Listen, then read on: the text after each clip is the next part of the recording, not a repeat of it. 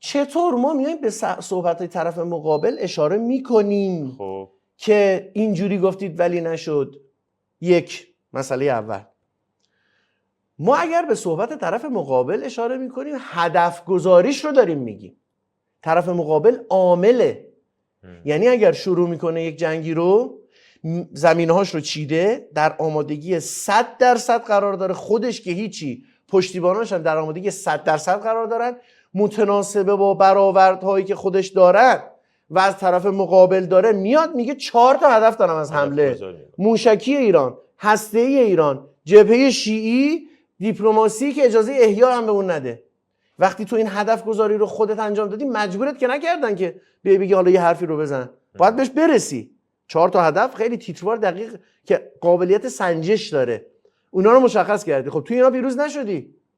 حداقلش هسته‌ای بود دیگه، حداقل هسته‌ای و موشکی. این دوتا دیگه اعلامی صریح خود نتانیاهو بود دیگه تو این آخریه. آره دوباره هم اومدن گفتن اعلامیه، چون خیلی بحث شد. همون هسته‌ایه. ببین موشکی رو که الان حرفی نمیزنن دیگه، اونا رو هم که ول کرده بودن ایران داشت موشکی میزد.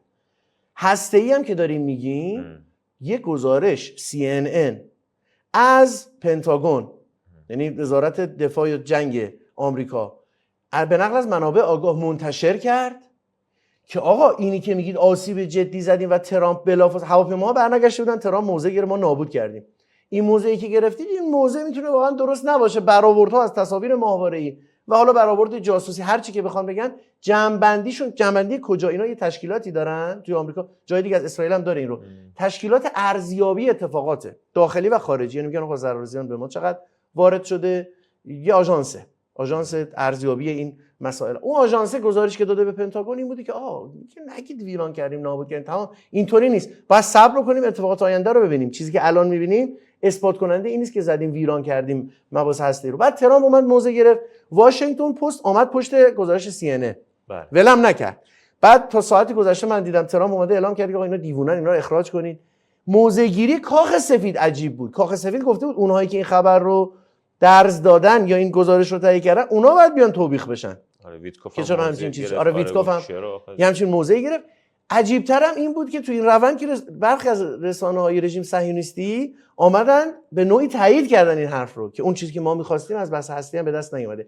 نوبت دیگه به موشکی و نوبت به جبهه مقاومت اینا نمیرسه. رو همون بحث هسته‌ای که عیان و علنا هر دو آمدن تا اونجا که میتوانستند ضربه زدن، هنوز تو تردیدن.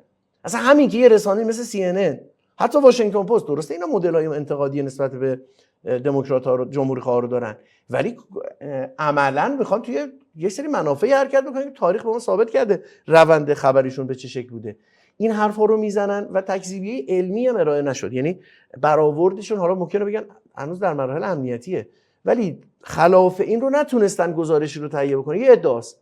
بعد نکته جالب اینه که در داخل کشور هم ما پاسخ دادیم که نه خیر، شما خواستتون نتونستید برسید. یعنی موضع‌گیری رسمی مقامات ما این بوده که شما نتونستید برسید. خب یه ملاکی که قرار دادید، ملاک اولش هنوز خودتون دعوا دارید شده یا نشده. این یعنی دیگه بدیهی است دومی، سومی، چهارمی محقق نشده است. خب رهبر انقلاب بهترین فرصت وقتی که میبینه طرف مقابل که عامل اهداف گذاشته روی زمین، هنوز روی اولیه گیره، داره بحث میکنه که آقا این شده یا نشده. چرا باید بیاد زیر بار این بره که اونها موفق شدن و پیروز شدن؟ وقتی در هدف ناکام، ما چرا جنگ ایران و عراق میگیم ما پیروز شدیم؟ هدف صدام این بود بیاد خاک کشور ما رو اشغال بکند، نتوانست. حداقل یه بخشی از خاک رو بگیره، ملحق کنه به خودش. حداقل خرمشهر رو مثلا ملحق کنه. بله، اون منطقه به خودشون حالا باشه میگن عربستان، جنوب عرب نشین ایران. همه رو مثلا نشد دیگه. این حداقلش این بود دیگه. حالا بله، صدام اومد گفت 3 روز دیگه بیا تهران رو مصاحبه بکنید. اون اول جنگ بود. ما بخوایم نگاه بکنیم اون رو اول جنگ، آخر جنگ دیگه باید بریم سراغ صحبت اخیرش که دقیق تر بتونیم ارزیابی کنیم. دیگه نتونست بیاد اون حرف رو تکرار بکنه. رژیم صهیونیستی 4 تا هدف اعلامی داشته، ولی اهدافی که دنبال می‌کرده براندازی بوده. ببینید فراموش نکنیم روز به نظرم 9 10 جنگ بود، ترامپ صراحتاً آمد از رژیم چنج، تغییر حکومت ایران حرف زد. گفت درسته در کل چیز خوبی نیست، ولی این نظام بی‌کفایت رو ما چرا نباید سرنگون کنیم؟ که شما یادم سوال پرسید از من هدف چیه، گفتم رژیم چنجه، تغییر حکومته، تغییر ساختار حکومته. خب رهبر همون حکومتی که تو می‌خواستی تغییر بدی اومده میخواد صحبت بکنه. چی بیاد بگه ما شکست خوردیم؟ از چی شکست خوردیم؟ اخلالی که ایجاد شده چی بوده که شما برآورد شکست برای خودت داشته باشی؟ از طرف دیگه ما وقتی که به اتفاقات داخل جنگ به جز نگاه میکنیم، من نمیگم پیروزی قاطع و تمام کننده، بازدارندگی ما هنوز در مقابل اونها کامل نشده. آقا هم عبارتی که به کار بردن این بود که طرف مقابل ما فهمید هزینه‌های زیادی رو متحمل میشه. عبارت آقا رو با هم دیگه ببینیم. همین پیغامی که امروز آقا داشتن 5/4/404 رژیم صهیونیستی بداند که تعرض به جمهوری اسلامی ایران برایش هزینه زاست، هزینه برای او ایجاد میکند، هزینه سنگین برای او به وجود میآورد. حرف بعدی باز در مورد هزینه ها. در صورتی که تعرضی صورت بگیرد هزینه دشمن و هزینه متعرض قطعا هزینه بالایی خواهد بود. حرف ها در مورد این مدل آخرش هم به نظرم همینجا بود. چند بار آقا راجع به هزینه صحبت کرد. این بازدارندگی کامل نیست. هیچ کس هم نمیتونه ادعا بکنه ما 100% به بازدارندگی رسیدیم. ما وقتی وسط جنگ صحبت کردیم در مورد بازدارندگی، یعنی اون مرحله‌ای که اونها دیگه به حملات خودشون ادامه ندهند، این میشد بازدارندگی. خب حالا اونها اومدن گفتن ما حملاتون ادامه نمیدیم. رسیدیم دیگه به رسیدیم دیگه. بعد 12 روز حرفی که ما میزنیم دیگه ضبط شده دیگه. ما به عنوان منتقدین روال گفتیم به یه جایی برسن اونها بیان بگن ما دیگه به این حملات ادامه نمیدیم، این میشه بازدارندگی. خب اومدن گفتن دیگه. وزیر امور خارجه قطر هم صحبتی که میکنه واسه همینه. یعنی طرفای ما که داشتیم کار خودمون رو میکردیم، طرف مقابل اومده گفته آقا بس دیگه ما نمیخوایم وارد رونمایی موشک خیبر شکن بسیار اثر داشته. از بچهای فنی که سوال پرسید، یعنی همون موقع که شلیک شده بود اینا گفتن که اونی که میگفت واسه بحث توازن به هم بخوره با این دیگه رقم میخوره چون اصابت داشته ازش. از طرف دیگه ما یه تعریفی از ضربه خوردن و هزینه داریم، طرف مقابل یه نصابی داره، واقعا تعریفی داره.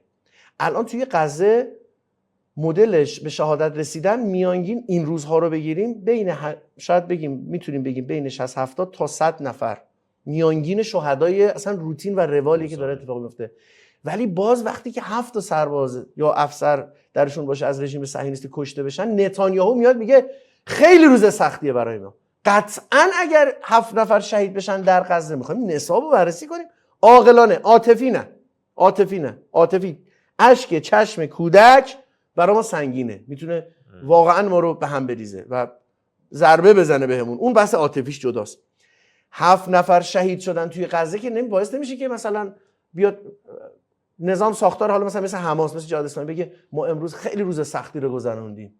تازه آسونشونه 7 روز که اگه 7 روز اتفاق بیفته اصلا شاید بگن در حد شهدایی که در مدت آتش بس میدن گاهی اینطوریه، مثلا لبنان در آتش بس، ولی رژیم صهیونیستی 7 نفر کشته براش آسیب زیادی داره تا سقوط دولت میتونه به پیش ببره این کار رو.